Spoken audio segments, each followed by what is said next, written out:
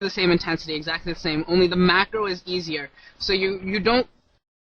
It's nice because you don't lose because you couldn't get back to your base and weren't producing Marines. You lose because you actually had a bad strategy or because someone else was able to maneuver their units better than you. And I don't know about how you guys feel about that, but I prefer to lose that way than losing because I forgot to go back and I missed it by like 5 seconds or something, or I missed my cue, and that sometimes pisses me off. But when I lost in SE2 and I lost tactically, I didn't mind as much. Okay, so I think we're going to go ahead and use this remaining time. Keep in mind, guys, that I just want to say once again, reiterate, the 2v2s in this game are going to be awesome. I think the pro scene is definitely going to support it with the way maps work now, sharing your own choke point. And a lot of awesome games there. But I think we're going to use this remaining time to talk about... Now, here's one question that's been asked a lot. In all the battle reports, all the games you guys have seen broadcasted live on YouTube and everything, the games haven't gone on that long. It's always been kind of a mid-game battle, and it ended there. I want to stop and stomp that rumor right now. That's not true at all. In StarCraft 2, there will be games that will go on to the very, very late game where you're actually multitasking almost as much as Brood War, I would say. And I want to talk about that game right now. It was over an hour-long game. It was right at the end of Blizzcon on the second day. It was between me and Dejavu, and we sat down. It was actually a best of 3. In the first game, I think I got owned.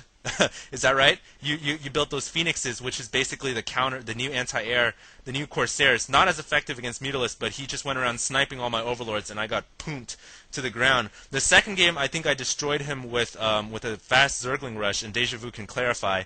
The third game, an hour-long epic PvZ, and Phrank can ask the questions and moderate this discussion. At least 1 hour. I think it was an hour and a half, right at the end of Blizzcon, so that was awesome. And turn it over to Phrank, and Phrank, you can start it off. Okay, well, I really actually want to know, and somebody actually asked about lurkers as well, but I'm curious, did you use lurkers against a Protoss army, or would you have used them against a Terran army, I guess, but did you use them in this match in particular? Okay, so to answer that question, the lurkers are more of a late game tech. To answer that question, I have to establish the scenario in your guys' minds first. So this game was played on Blistering Sands, which is like my favorite map right now. It is the map that was broadcasted at Battle Report 2, and it was Zerg versus Protoss, me Zerg versus Dejavu Protoss. I believe I spawned at the bottom left-hand location. Was that right, Dejavu? Where did I spawn? Now I can't Yeah, that's recall. right. You were bottom left and Okay. I was top right. I went Forge Fast Expand. Right, you went Forge Fast Expand. I went 13 Hatch. Now, the one thing I want to say right now is actually your supply in the beginning of the game is no longer capped at 9, it's capped at 10. So I kind of pushed everything up by 1. Instead of going 12 Hatch, 11 pool, I went 13 Hatch, 12 pool. That's something you guys can think about a little bit. But I basically went 3 hatcheries, 3 Hatch Zerg play. And then in the beginning of the game, I had these Zerglings, and I was coming over to Dejavu's base. I was researching Ling speed, and Dejavu actually had the Forge Fast Expand going up. Similar Brood War builds. I think you had 2 photon cannons. Is that right, Dejavu? You can go ahead and take it from there. Yeah, that's as right. I was approaching your base with 12 Lings. Yeah, I had 2 photon cannons, and I think I had 1 or 2 Zealots in the gap there, and I had the Forge in the gap there. And on Blistering Sands, that gap is actually very, very small, so you can defend it with just that. So I think I picked off 1 or 2 of your Zerglings, just a few of them. You didn't really push in there too hard. You just sort of set up the contain. So I produced some more Zealots and continued to tech up and get my Nexus up and everything. And eventually, I think I cleared your Zerglings out just with like 3 or 4 Zealots, even though you had like 10 or 12 Zerglings. It wasn't even close. And that comes back to the whole Zealots are really powerful against Zerglings, especially early game. I think I was able to clear you out of there pretty soon. I think I tried pushing. I don't know if I got to your natural, but I don't know how much damage I was able to do. I know I was trying to pick off your queen. Was I successful in that? I don't think you were able to kill my queen in your counter push. When you counter pushed, I fell back with as many Lings as I can, and I was actually really nervous. I was sweating at this point. I plopped up, I believe, 2 spine crawlers to defend my base, and I was actually using my drones at my natural expansion to fight as well, and I was bringing out as much Lings as I could, and I was just surprised at the power of those Zealots. They were extremely powerful when compared to Brood War. And as you came into my base, I was able to get the drones surrounding your Zealots, and the sunken colonies, the spine crawlers, excuse me, came up just in time. I think I was able to ward off your initial early game counter attack. And at that point in the game, I was getting my layer was up, and I was plopping down my spire, so I was starting to get the Mutalisk out to go and do some epic Mutalisk harass. I don't know what was going on in your mind at that point after I fended off your counter rush. Well, at that point, I was still getting my tech up. I did have the Stargate up, and I think your Mutalisk definitely came up faster than my Phoenixes. I think that's probably a build order mistake on my part. I think I only had 1 or 2 Phoenixes up the time you came at me with your Mutalisk Force. And I know I had cannons in at my main, but not my natural, so you were able to do a lot of damage there at the natural, and you picked off a lot of probes. That was definitely a big hurt there. But finally, once I got a couple stalkers out. For whatever, Mutalisks do not do well against stalkers. It's kind of like in Brood War. If you can get a bunch of Dragoons out, yeah, if you have just a couple Dragoons out against a large force of Mutalisks, the Mutalisks will win.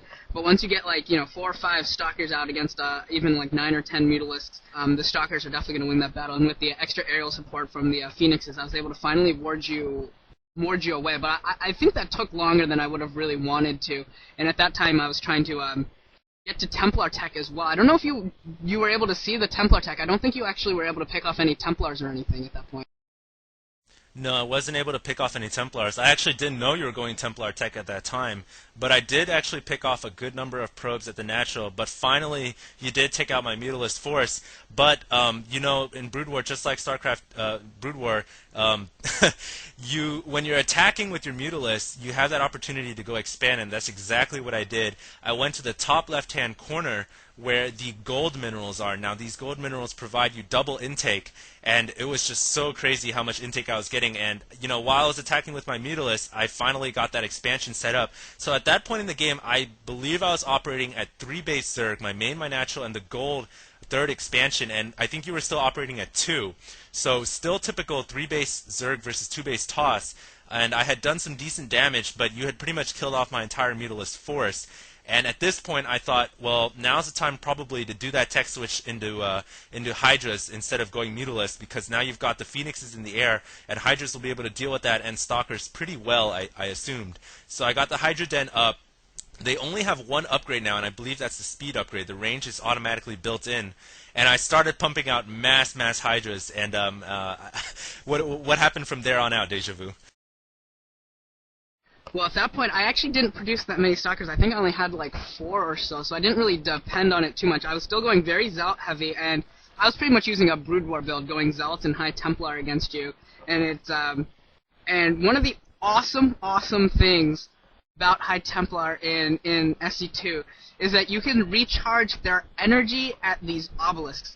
And I actually ended up putting 2 obelisks at my natural where I was rallying all my units, just so that way my Templar would be produced, and I would just and all you have to do is right-click on the obelisk, and it'll recharge energy as much as they can. So when I was marching out, even though I only had Templars for maybe 30 seconds to a minute or something, they were coming out with nearly full energy. And I remember we were playing this game with your Hydralisk and my Zealots and Templar going back and forth trying to storm each other for a good bit, and I think I finally was able to force you back a good bit and force you back, but somehow I did not see that base in the top left until way too late, and you were definitely able to hold on to that. So that gave you gold mineral patch. I had no idea that it would be that big of a difference, because even it really felt like you were 2 bases up on me for a significant portion of that game, because even though I was able to push back your Hydras, it wasn't left with enough of a force to really go and safely expand it all.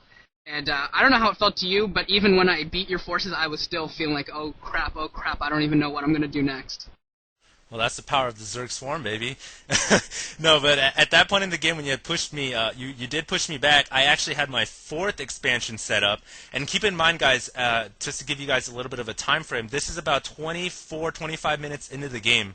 I was researching upgrades for my Hydras as well. I had my 4th expansion set up. This 4th expansion is located directly next to the gold minerals only at the top left-hand corner. So this this 4th expansion was located pretty much at the 1130 position.